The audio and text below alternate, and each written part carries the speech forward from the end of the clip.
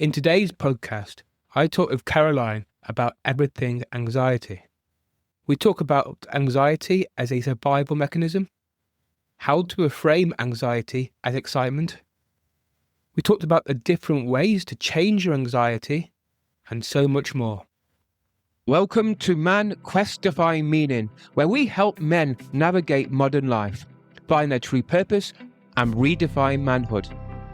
I'm your host, James, and each week, inspiring guests share their journeys of overcoming fear, embracing vulnerability, and finding success.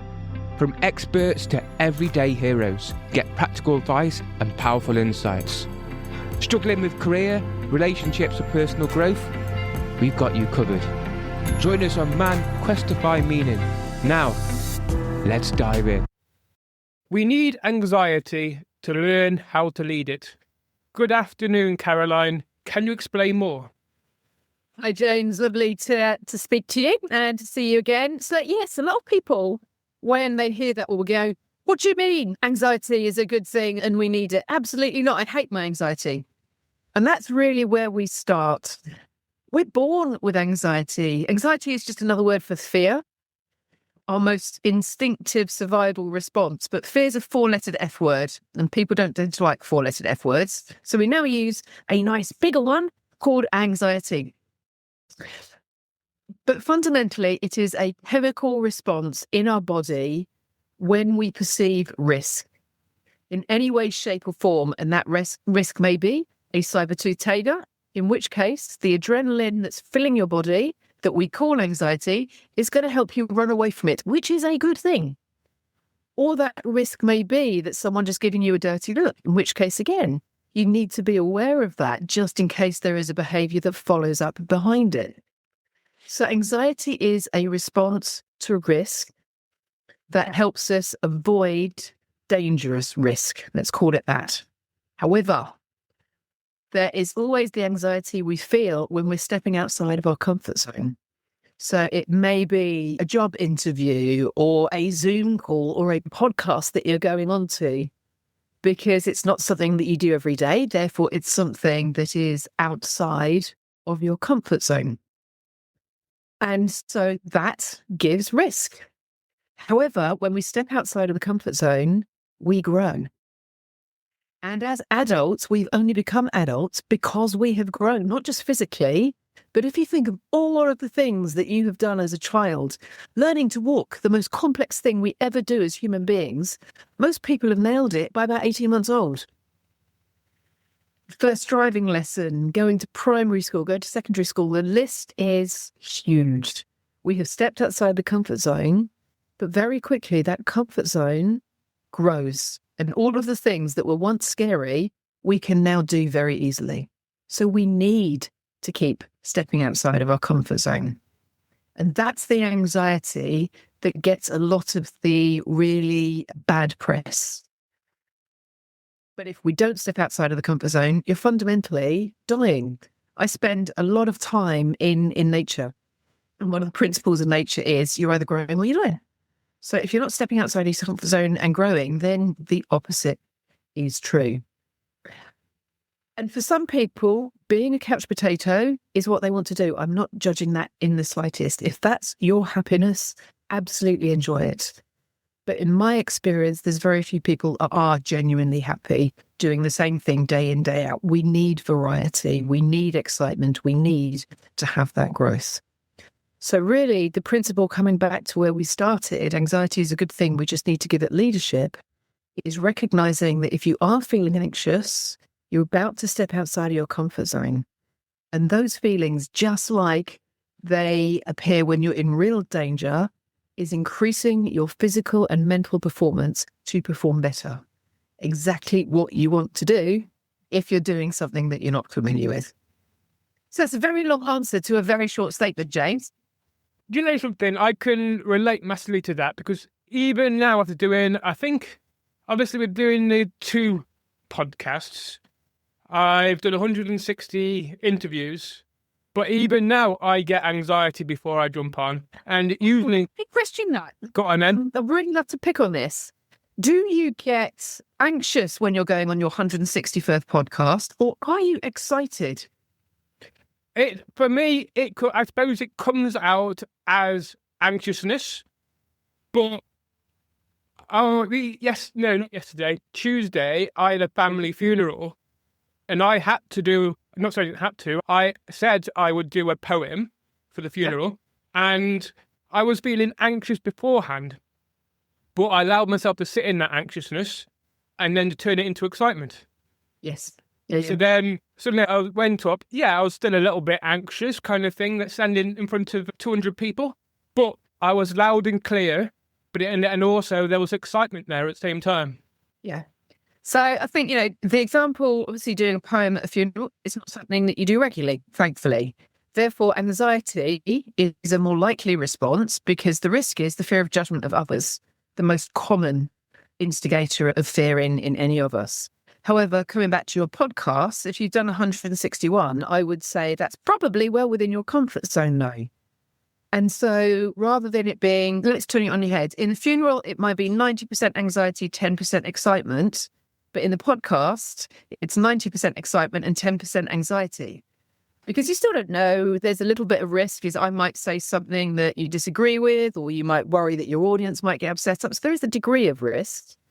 But what I find really commonly, because anxiety is seen as something so negatively in a lot of the social media and press that we read, people misinterpret excitement as anxiety because the chemical feeling in the body is actually very similar. And a very simple exercise I give to a lot of my clients, and perhaps people can try this at home, is if you think about something that you're going to do. Let's come back to your great example just now of going and reading in that funeral. If when you stand still and you close your eyes and you think about doing that and you feel yourself slightly wobbling forward, slightly tilting forward, that energy is excitement because you're moving towards it. If, however, everything inside let's call it your subconscious is going, then you're going to slightly lean backwards. That's energy. That's quantum physics, and that's a whole different podcast that we can talk about. But the energy inside of you will help you start to define, am I actually excited about doing something? Versus, is everything inside me going, avoid this, step away? That's the anxiety. And it's amazing when people do it, they go, oh, I am leaning forward. And so it's reframing, reinterpreting this chemistry in our bodies that feels very similar. Is it anxiety? Is it excitement? And it's probably a mixture of the two. Don't just label everything as anxiety. There's more than one box there. Yeah, what I notice, the more I so if, for example, I know somebody who I'm interviewing and I almost put them on a pedestal, I'm more likely to be anxious more than I would be if I didn't really know the person. And I think that's down to the fact that already by putting them on the pedestal, you're seeing them as better than you. So suddenly you're feeling that sense of fear. What if I make a mistake? Are they going to judge me? But then fear of judgment. And then there's the realization that, you know what? I'm just as worthy as them. I am just as good enough. They might have certain aspects about them that are amazing. I've got other ones. And now I've had to reframe it that way. Yeah, absolutely. Yeah, I think talking about this fear of judgment is really important because we as human beings will judge each other. So pretending you're not going to be judged is frankly silly. It's futile. We are judging each other all of the time because it's a survival instinct. It's part of our natural psyche all of the time. The but comes when the assumption is the judgment is going to be negative. That's your own thoughts. Yeah. We could just as easily assume they're going to really enjoy it. They're going to learn something from it. So again, if we put that into your podcast, if you put someone on a pedestal, you're assuming that, you are not as good as them and they're going to judge you as being inferior. But that's your thought. They may be going, oh my goodness, I'm really privileged to be on this podcast. James is a really good interviewer. Aren't I lucky to be here? Yeah, that makes a lot of sense. It's funny because obviously public speaking is by far I think one of the biggest fears people have, because again, there's that fear of judgment. And yes, there's some statistics that prove that, James. A research program that was done in 2024 said that people fear public speaking more than they fear dying, which is phenomenal. It's funny because back in end of 2022, I started doing sober dancing. And so I've done it ever since. So now I can dance, no problem. Perhaps not in front of everybody, but if in front of the right, with the right audience, the right people, I can dance like there's nobody watching. I'm in that stage of just, even though I know people are watching, smiling and laughing because I'm so free, I don't feel judged because I feel as though I'm actually creating an impact by people thinking, he's dancing so free, why can't I? And so is that, yes, I initially have some anxiety, but I almost move through that anxiety, whether excitement or just feeling it in the body. And that's your interpretation of someone else's judgment. They're enjoying it. They're laughing at me. I'm contributing something. It feels positive. Whereas someone else on the dance floor might be going, oh my goodness, what are people thinking about me? So judgment in most cases, or anxiety triggered by judgment in most cases, is because of our perception of what that judgment is, not the reality. So change the perception because it's not real. So how can people who are listening start to change the perception?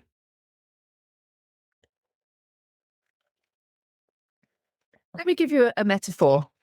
If I was to put a curry down in front of 10 people around a table, it's exactly the same curry. They're all eating it. Some people would say, I love it. Some people would say, my goodness, this is nothing more than a beef stew. And there might be all sorts of things in between. That's all of their judgments. But my only contribution is to make the best possible curry that I could. So the people that love it, maybe someone that really enjoys Indian food.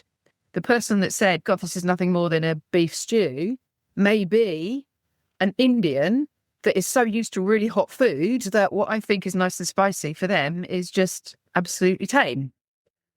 So they bring their reality to the table.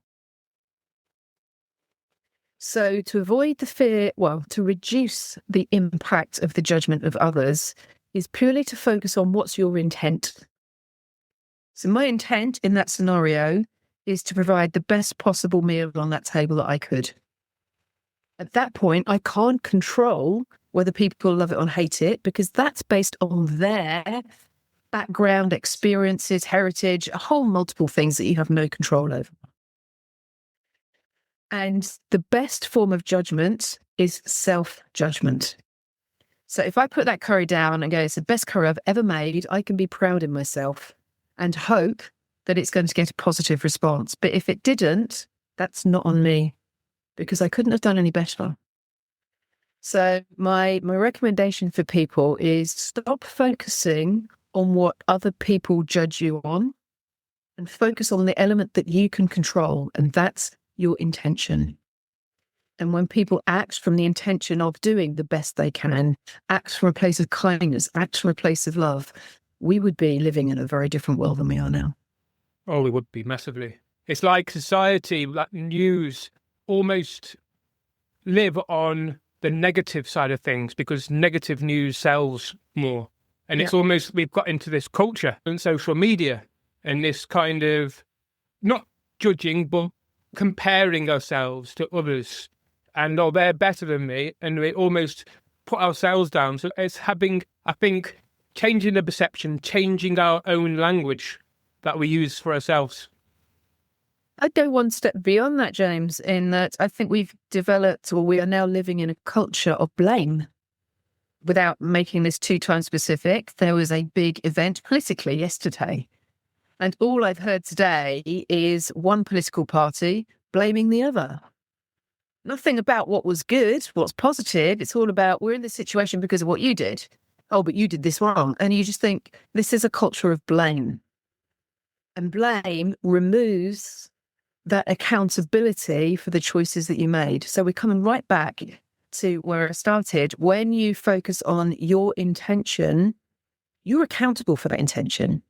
So if you intend to do something that's going to take someone's legs out and put them on the bottom, be accountable for that. However, if you intend to do something positive and that person still ends up on the bottom, you're not to blame for that. You can then have the intention of helping them back up. But when we live in it's all your fault, it actually diminishes the accountability that we place on ourselves for the actions and the behaviours that we're exhibiting. Using. You said accountability. I'd already wrote accountability down because that's a key thing. It goes back to holding ourselves accountable in every. I suppose if we've got into a negative kind of, what's the word I'm after, sense of making everything negative, then we need to start to perhaps not. It's not going to happen straight away, but it's about almost becoming accountable and accountability to changing the different parts of our day as things happen. So, if, for example, we get up in the morning and we think, "Oh, it's going to be a rubbish day." We can hold ourselves accountable straight away by saying, "This is just by changing the language." Or maybe we don't have a particularly good meal. We can hold ourselves accountable. What else can I get that I like? Just small things like that. Compounds. Yes, absolutely. Yeah. And so much of what we've been talking about already is all about the story you tell yourselves. We are constantly, our thoughts are really representations of stories that we repeat. So if you're telling yourself the story, I'm not good enough, that person's better than me, it's nothing more than a story. To change the story. Yeah. I just wanted to interrupt the podcast to talk about something that I'm super excited about really next year. So on January the 10th, I'm hosting a one-day Dragon Energy immersion at a place called Eton Manor in Shropshire in the UK. It'll be a 6-hour retreat where you'll connect to your inner dragon, use movement to release blocks, create from your subconscious, and I'll be teaching you some self-healing tools that you can use to start to change your life. So if you're feeling stuck, drained, overwhelmed, or disconnected from your power, then this retreat is for you, and it'll help to reset for 2026.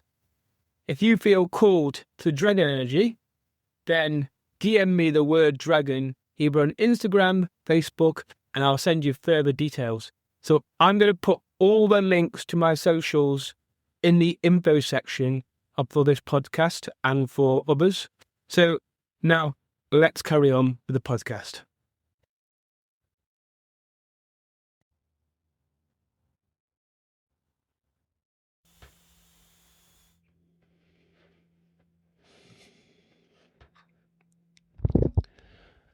I just want to interrupt the podcast to talk about something which I'm super excited about running next year.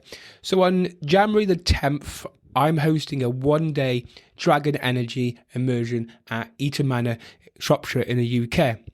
This is a 6-hour retreat where you'll connect to your inner dragon, use movement to release blocks, create from your subconscious, and I'll be teaching some self-healing tools that you can use throughout your life.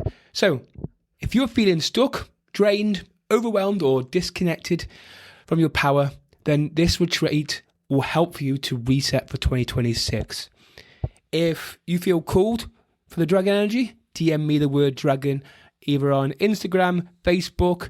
I'm going to put all the links to my socials in the info for this podcast. And yeah, from there you can kind of get back in contact. You can allow me to, yeah. And that's exactly what you've just done there. I could tell myself, oh, it's going to be a rubbish day. The day hasn't started, so how do you know? But it's creating an energetic direction that you're going to follow. Whereas if you go, okay, I'm going to make this an awesome day, your mind just goes, I can do it too. And that changes your energy. So again, the stories we tell ourselves, the language that we use is really impactful on the emotions that we feel. And absolutely, we are accountable for the stories we tell ourselves. One thing I've noticed I'm doing now actually is I naturally either have my hands in front of me like a bouncer, or my hands behind me, like that's to do with the fire service, 15 years of it. But what I've noticed is if I almost get into a sense of listening but not, I can naturally be in that position of that. But to almost break that cycle, I've noticed if I just put my hands out straight, I feel a little bit awkward, but it breaks the cycle. And then I have an opportunity to change how I respond in that moment. So just by having that little cue, I can start to change the story, change the language, change how I respond, just change anything. Yeah. I go into schools quite regularly and do talks, and there's a game that I love playing with the children, because how we hold our body also has a massive impact in the emotions that we experience. So one of the things that I do with them, I say to everyone act as if you're depressed. And they all do that typical, like hunch over, yeah, absolutely. Head drops, eyes go down, everything just withdraws in. And then I say to them, holding that position, now try and have really happy thoughts. And it's actually really difficult. If you give it a go, it's actually really difficult to think really happy thoughts when you have that body language that's all really depressed. Then we reverse it the other way. So everyone stand up and start dancing. So there's lots of laughter in the room. It's like, now while you carry on dancing, try and have really negative thoughts. And you can see frowns going on, faces going, oh, I'm finding this really hard. So how we hold our body, and just that little example you had there, if you're holding your hands behind your back, that's opening up your chest, which again, biologically is saying, I'm feeling strong, I'm attentive. Whereas when we close our body in front of us, that's more of a protective item and become more self-absorbed in that. So even just little things about how we hold our body can change your thought patterns, and thoughts become feelings. One of the things that... Can you carry on? No, I was going to say, I have another exercise I give a lot of my clients is to create a playlist. It can only be 3 or 4 songs, keep adding to it, of songs that for you have positive meaning. So it may be, I don't know, the song that you did your first dance to on your wedding day, or a school disco. It doesn't matter. But just put a few of these songs together so that when you're feeling stressed, anxious, a bit down, and you play that playlist, it will change your physiology and change how you think. So on my playlist, I've got probably, I don't know, a dozen or more songs now. And quite a few of them are Latino based. And as soon as I hear that music, I just feel I start moving. And as soon as I start moving, I start smiling. And even I can be in quite a bad place. By listening to that playlist, it shifts me really quickly. It might not take me from feeling really down to feeling really up, but it moves me at enough of a level that I can start changing those thought patterns and changing how I feel. So that's a great tip for anyone, is we've all got our phones beside us now. Get on whatever package you use, put together a few songs that have meaning for you, and use that as almost like your mental first aid. It's the equivalent of sticking a plaster on a scratch. If you're feeling down, stick your playlist on and it will help heal. One thing I've come to notice, I've been working on stepping into my power more often. So being embodied kind of thing. And one thing I've noticed is that when I'm going throughout my day as not really present, quite often in my head. And I've learned to shift myself from my head into my body, into my chest mainly. Yep. And then automatically I noticed that my whole body language changes. Yeah. And it's just by that shift from head to heart, I can notice that. But also, when I'm having a conversation with somebody, I am quite often in my head. But if I shift myself into my actual heart space, I'm actually able to be more attentive, I'm more listening, I'm more present in the conversation. And so just things like that it can even help with regards to identifying anxiety and excitement.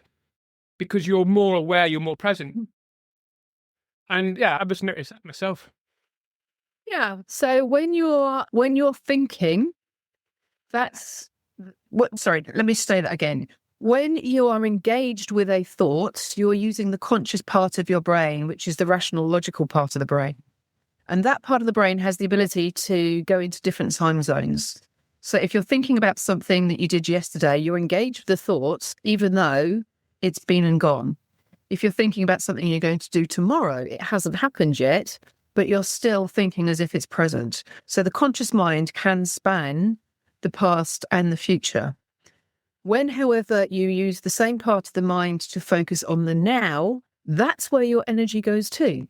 So hence, when you're thinking about your heart, you're thinking about something that is beating right now. Hence, you become present.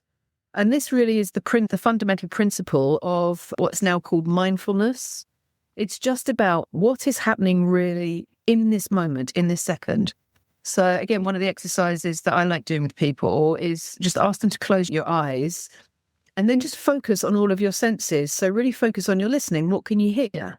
And it may be you can't hear anything. That's okay. You're noticing there are no sounds at the moment. Then move that to your sense of smell. Again, you might not smell anything, but you're aware that in the moment there are no fragrances in the air. Then you can go to that kinesthetic sense. And one of the things I love doing is just becoming aware of how your clothes feel against your skin. How often are we really aware of the sensation of fabrics against our body, or how your feet feel inside your shoes? But they're there most of the day. You're just unaware of it. So all of these things make you very present. And the link then to anxiety is most of the time we are not at risk. Right now, there is no risk. Therefore, there is no reason for anxiety. But as soon as you allow that conscious mind to jump you into the future, a time span where you have no control over, then anxiety is likely to grow. So mindfulness is a great way, and it's got all sorts of names: meditation, relaxation. I don't really care what label you put onto it, but it's bringing the mind back into the now, because now there is no risk. And in many ways, again, spending a lot of time in nature, where I live, there's lots of deer. I've got 2 quite big dogs. If the dogs smell a deer and the deer notices the dogs, the deer runs. But often it doesn't run very far. I've got control of my dogs. They're not chasing it. And the deer goes, oh, risk is over. I'll carry on grazing. Because the deer is present most of the time. Now there's risk. 2 vine runners over there. Runner's not chasing me, not at risk, carry on eating. It's present. Whereas human beings, we have evolved our conscious mind in many ways very positively, but the negative to it is we spend so much time focusing on thoughts in a time frame that isn't the now. And the more we can learn to bring back that focus to the now, not only will we be less anxious, we'll be more productive, more focused, more lots of other things. Yeah, definitely. Caroline, can you tell us your story, please? Try and make it quick. So I was brought up in an environment, council house, wasn't enough money to go around, lots of lack. And at some point, I reckon around the age of 11, 12, something inside of me went, I want a different life. And so whenever my parents, God bless them, both of them now, when they went left, I went right. And I became really interested in why do people do what they do? Why were my parents making that decision and I was making a different decision? And that then started to evolve throughout my teenage years as I became more and more interested in why does that girl behave like that, but that girl doesn't? And why do boys do that and girls don't? And constantly started to become really curious about what drives behavior, even to the point of how people sit, back to that body language. And that led to me seeking to study psychology. For a number of reasons, I didn't go to university. Drifted into a career in marketing.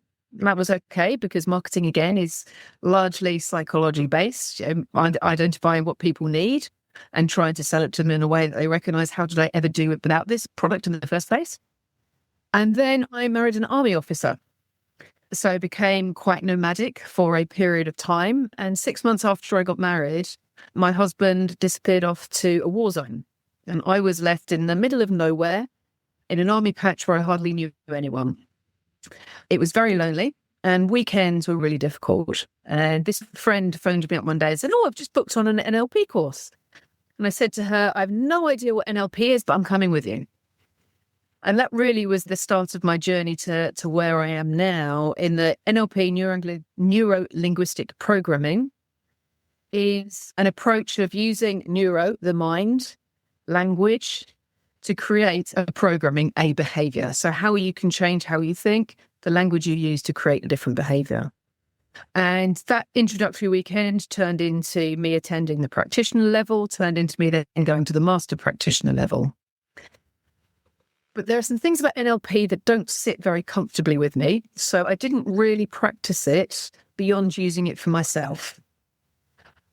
Go forward a few years on, we'd lived in Germany for a little while, come back to the UK.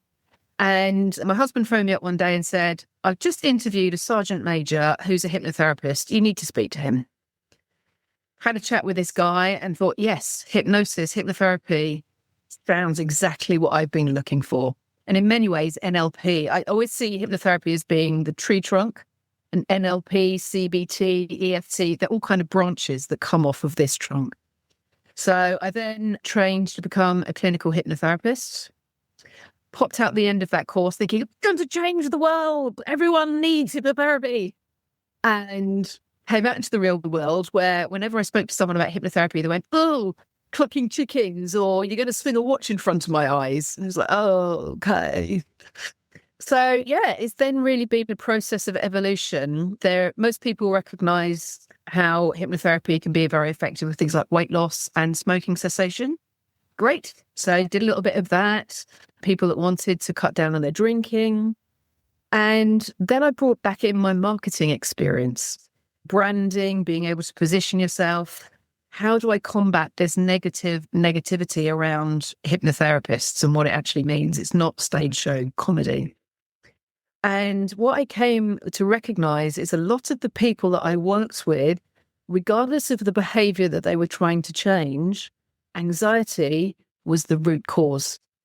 So people were comfort eating because of anxiety.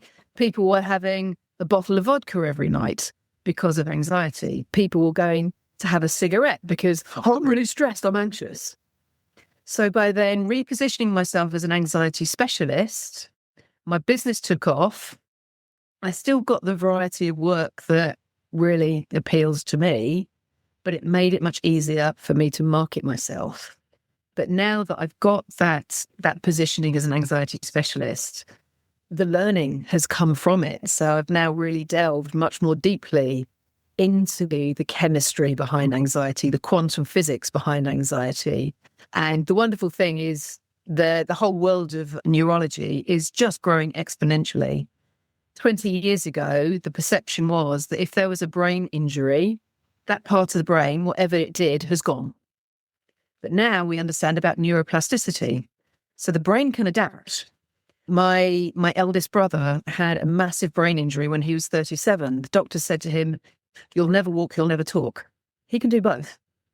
His walk isn't brilliant. He has a weird gait. His speech is limited.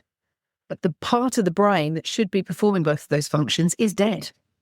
But other parts of the brain have learned to compensate. And yes, they'll never be as good as the original parts, but neuroplasticity now demonstrates the brain can compensate.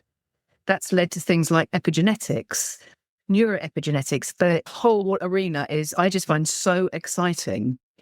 And even the top neurologists are still saying, we're only scratching the surface here.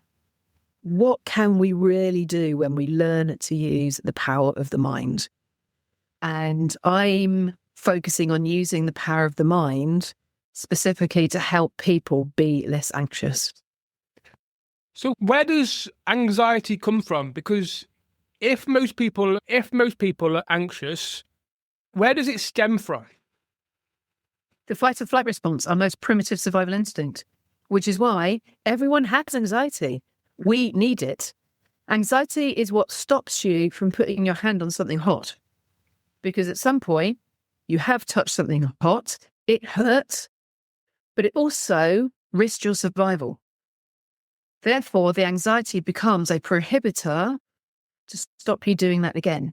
You will feel anxious if you stand at the edge of a tower block, however many 100 feet in the air, because there is a real risk. If you fell off, you're not going to survive. So anxiety is saying, step away from the edge.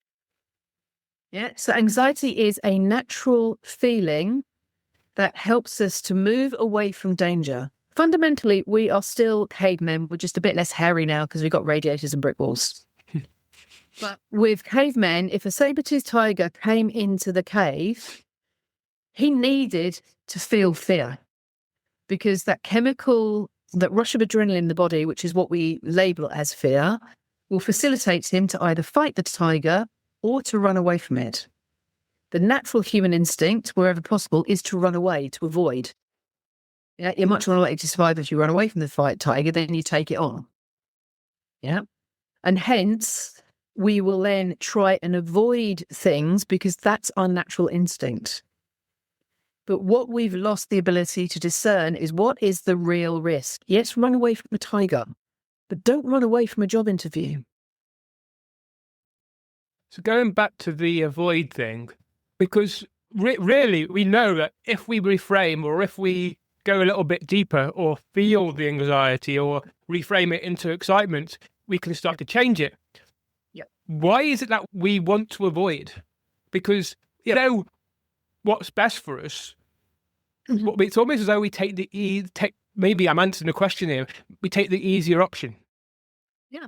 So, the base answer to that question is we're avoiding things because that is our natural instinct as cavemen, as less hairy cavemen. Our natural instinct is to run away from things as the easiest way to survive.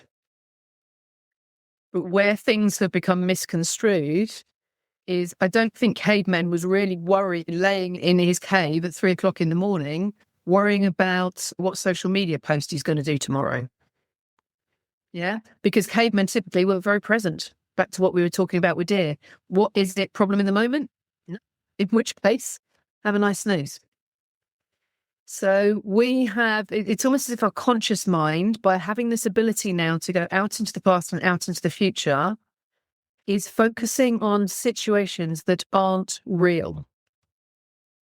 But that subconscious part of the brain, the fight or flight mechanism, only works in the now, so it's assuming it is real, which is why you will be lying awake at 3 o'clock in the morning, worrying about your job interview tomorrow, because the fight or flight instinct is assuming it's about to happen, is pumping your body full of adrenaline to help you perform better, which when you walk into the interview room is a good thing. But at 3 o'clock in the morning, it's stopping you from sleeping. And the more you don't sleep, the more you're thinking about that interview. So the more you're perpetuating that chemical reaction. And so it goes on. Whereas when you start to, let's use the word reframe, most people understand it now, and say, that's tomorrow. Right now, the house is quiet. I'm snuggled under a nice warm duvet. I'm completely safe. That subconscious instinct goes, okay, if you're completely safe, I'm going to turn off. Yeah. So what other techniques and methods can people use to, like, reframing?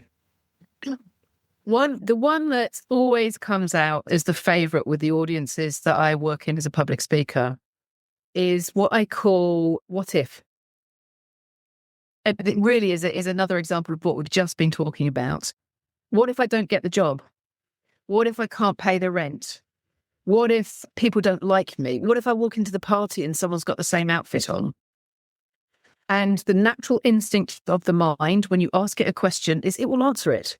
There's no filter in there going, that's a rubbish question. It just goes, give me a question, I'll give you an answer. I walk into the party and someone's got exactly the same outfit on, I'm going to be really embarrassed. They may hate me. And if they hate me, they might attack me. And if they attack me, I might die. You're still sitting in your own bedroom having not put a dress on yet. Yeah. But your mind's catastrophizing. And again, it's a natural instinct to do that because that survival part of you is going down that route of, if I do get there, am I going to survive? If the answer is no, don't go down the route. However, if we come back to the principle is the mind will answer whatever question you give it, change the question. So what if I go to the party and someone's got the same outfit on? What if they don't?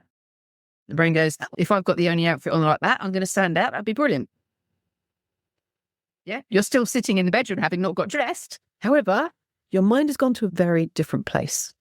And I love using this for anyone that's listening that's got teenagers. You use this technique because teenagers are what if monsters. You know, what if I don't get my homework in on time? Oh, if you don't get your homework in on time, you'll get a detention and then you'll be late for this. Yeah, off down a catastrophizing path. Doesn't have a happy ending. But then if you just go, yeah, but what if you do? And then the teenager goes, oh, yeah, I suppose I could do. End of process. And I've seen this happen so many times. I've got a lovely memory of my daughter had got a group of friends around. There was about 8, probably about 14-year-old girls sitting around the kitchen table. And one of them said, oh, what if I did really badly in my exam yesterday? And my daughter, without drawing a breath, said, yeah, but what if you didn't? And this girl just went, actually, I feel as if I did do quite well. Conversation over. And my daughter looked at me with a sort of shy little, I took my mum, didn't I? But it was just even teenager to teenager interaction, just that what if, flip it the other way. And it takes the mind down a different path. And again, thoughts become feelings. Change the thought, you change the feeling. Yeah, that's powerful. That's very powerful. I remember as a child, public speaking used to be I used to hate it because I remember one occasion I used to slur my speech a lot and reading in front of a class used to be terrible. But we almost relive them occasions again and again, and we almost become a self-fulfilling prophecy because that's what we focus on. But then there's that idea that, okay, what if I completely change that? Yeah. So how because I know that inner child healing, inner child stuff is such a big thing at this moment in time with a lot of people. And how do you work with the inner child? We are all the sum of 3 parts. We have our inner child, which is the only part through to about adolescence. During the process of adolescence, the parent part emerges, and it's not about parenting. The role of the parent part is to become the custodian of our values. And again, for anyone that's got children, you'll start to notice that around the age of 11, 12, 13, they start to reject everything that you told them. Again, that you go left, they go right, because the whole process of adolescence is to create independence. So if they carry on doing what you told them, that's dependent. That they want to become independent. They reject things even if they don't want to. It's a natural process. Then they come back to having largely the same values, but they've internalized them. And then they pop out into adulthood. And as adults, we then still have those 3 parts, the child, the parent, and the adult. And the metaphor that I use is a bit like driving the bus. If the right part is driving the bus at the right time, the journey is smooth. However, if the wrong part is driving the bus, it becomes very bumpy. And quite often the child is driving the bus, and it might seem quite funny, but the child doesn't have the skills to drive the bus. So actually, it's quite anxiety inducing. So the inner child work, to carry on using this metaphor, is about keeping the child safely in the back seat of the bus. It's not about strapping them in, ignoring them, but it's about recognizing the role of the child is to have fun and to push the boundaries. So even as adults, we can do that. I can be phenomenally childlike. My inner child is really quite active, but only in the right context. My daughter, she's 21 now, far more mature than I am. And she's always laughing. It's like, there's one adult around here, Mum, and it's not you. But that's fine, because when it's just us together, I'm happy for my inner child to be driving the bus because I'm there looking after her. So to go back to the inner child healing work, sometimes the inner child either is terrified because they're on the bus on their own, in which case we need to get some resources around them. Or it may be that inner child hasn't actually learned how to play. That happens when people have had quite traumatic childhoods. That child is just very withdrawn and you need to teach it to play, give it permission. But the real sort of, I guess, at the core of child healing is bringing those other two parts that you have, your parent parts and your adult parts, to support that child part. And then that team of three to become a really strong, connected team. The funny thing is, with doing the podcast, quite a few people have said we've actually got children running the world in governments, in leadership. And it's more because I suppose going down the thing of inner child healing and actually recognizing that the child's in charge and then almost parenting that child, giving it resources, and then stepping into the adult side kind of thing. And I think that's super important because if you've got children in a country, what's the world going to be like? Look at the moment. Look what's going on. Yeah. And I know a lot of your listeners are male. And this is, again, I'm coming from a place of love. And lots of the children that are running the world at the moment are men. We have a phrase that lots of people have heard of in the English language is, oh, he's just a big boy in little boy trousers, which is, again, is a metaphorical way of saying the child part is in charge. But the child doesn't have the resources to be in charge all of the time. It's okay some of the time, as long as, again, the parent and the adult part are supervising. But for the likes of some of the leaders of the world at the moment, either the parent part hasn't even evolved and the adult part's got off the bus altogether. So what kind of thing can you do to start to bring the parent to the child? Actually, just before I talk about that, I know the importance of putting aside time for your inner child. And sometimes I do it, sometimes I don't. And I think it's almost being able to do that. So whether that, I suppose I do, dancing. I dance like there's nobody watching. That can be that's almost like a child time kind of thing. But is this idea that we need to have specific time for our child to go and have fun, to be playful. And I think, especially in this modern society, we don't do enough of that. I think that's very true. What I will tend to do in the work that I do is identify what is the emotion that inner child is struggling with. In the work that I do, it is largely anxiety. So that child is very scared. So the role then we do therapeutically is to bring in the adult and the parent part to provide support. So they're no longer feeling alone and scared. And to say, it's almost like a metaphorical, well, we've got you, it's okay. If I share a personal story, I used to have a real issue with guilt with my brother that I mentioned that had the brain injury. Even though all of my friends, my husband was saying, you're doing an amazing job, Caroline, you're doing so much for him, I felt guilty that I wasn't doing enough. And the work that I did with my therapist was to identify that my inner child was struggling with guilt, was very guilty about something, of being not good enough. And I went back to a memory of being quite little. I was probably, 5, 6, somewhere around there. My mum had baked a tray of cookies and put them on the kitchen windowsill and said, Caroline, don't touch these, they're for supper. And I'd stolen a load of them and just, had a bit of a cookie monster. Mum never said anything about it. So whether she didn't notice, didn't care, I don't know. I hadn't been reprimanded, but my inner child knew that I'd been naughty.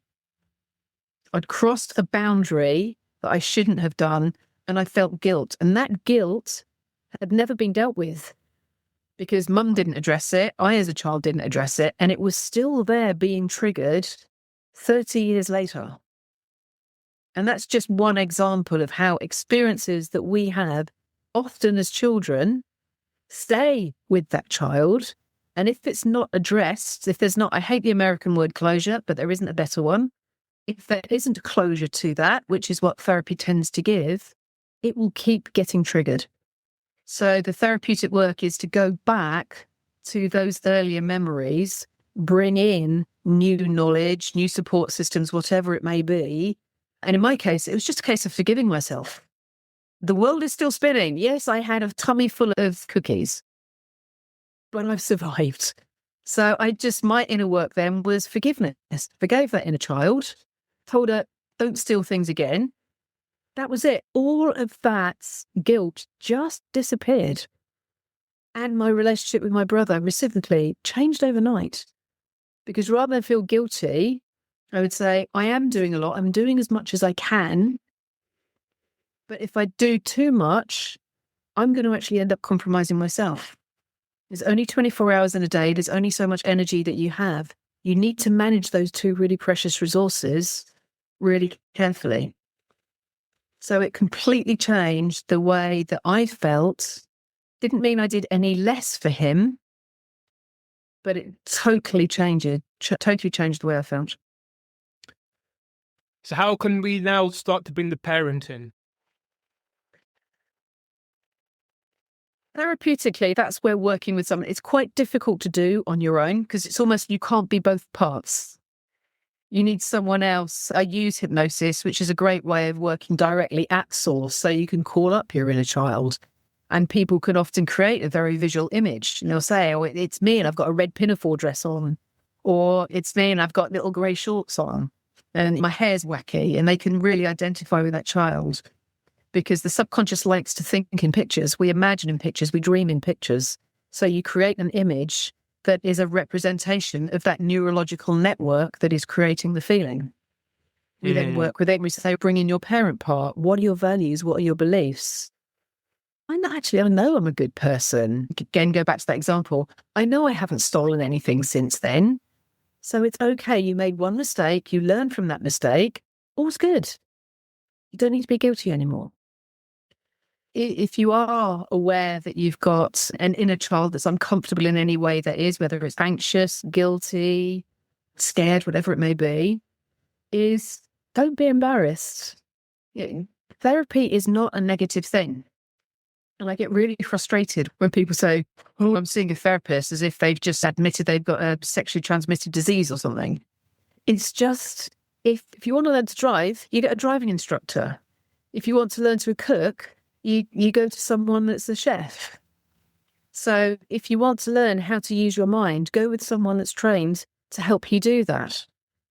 And we just call that person a therapist. If you want to get physically fitter, you go to the gym and you get a personal trainer. I'm a mental personal trainer. Or a personal trainer of mental health. That's probably a better way rather than mental personal trainer. Although I probably am. And that's okay. If you want to make a change and you're struggling to do it on your own, go to someone that can help you. You will get fit if you go to the gym. But if you don't really know how to use the machines and how to put a balanced exercise plan together, you probably won't get fit as quick as whether you employed a personal trainer who's going to get you there much quicker. And the benefit being, if you work with a personal trainer, you then learn how to use the machines. You then learn how to put a program together and you can go and do it on your own. You don't need to have a personal trainer for the rest of your life. And that's exactly the same with therapy.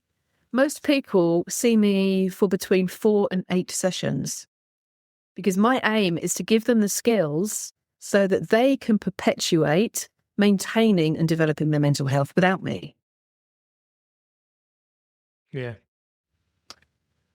Thank you very much, Caroline. How can people get in contact and what do you offer? I have kind of 2 camps. So I love working with people one-to-one. So if something in a chat today or any of the other podcasts that James has done has piqued something and you think, yeah, I need a bit of, I'm going to stick with it now, a mental personal trainer, then I would love to have a chat. The way that process starts, we just have a really informal phone conversation. Because one of the most important things for a successful outcome is you need to feel really happy with the therapist that you're working with. Yeah, I'm not everyone's cup of tea, and that's okay. So that first conversation is all about just checking, is the chemistry there? Does it feel like the right thing to do? And if it is, brilliant, we then move forward from that point. If it's not, I say, I think you probably need someone that, you might need a male. A male approach might be better to you. Or you might need someone, I push people quite hard, you might need a bit of a softer, gentle approach, in which case, I know and trust this person, go to that person. So once you've got the chemistry in place, we then follow a therapeutic path. And the work that I do with everyone is completely individualized. So I don't do packages, I don't do systems. Everyone is unique. So the work that I do with people is unique. I work in the floor here, it's like a first floor. And I say, I come up the stairs with no idea what I'm going to do. And the client's there going, oh my goodness, you don't know what you're going to do. I say, but I've got this massive, great toolbox. And as we start talking, I'm like, the tool that's best for you is this one. And then I teach them how to use that tool and give them that tool. So they start to build their own toolbox up. And when their toolbox is big enough, then they don't come back. And that's absolutely fine. So on the therapy side of things, I work with people one-to-one. They can come to see me. I'm based just outside Salisbury in Wiltshire. But we can also work online because the work that I do is just as effective over remotely than it is in person. The other area of work that I do is public speaking.